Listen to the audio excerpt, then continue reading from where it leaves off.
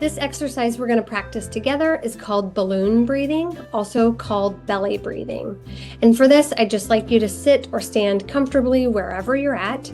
So I'd like for you to first visualize that there's a balloon inside your belly. I know it sounds a little goofy, but just hang in there with me. Right, so take one hand and lay it on your chest. The other hand just gently rested on your belly. And as we breathe, we're going to breathe in through our nose and out through our mouth. And as we practice, I want you to visualize that balloon in our belly increasing and raising our hand on our belly up. All right, so let's try it together. We're going to breathe in through our nose and out through our mouth.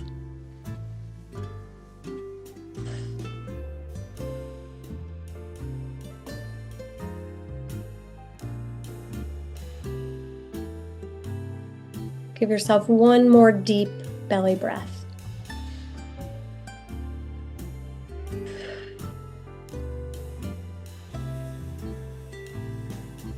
Thanks for practicing.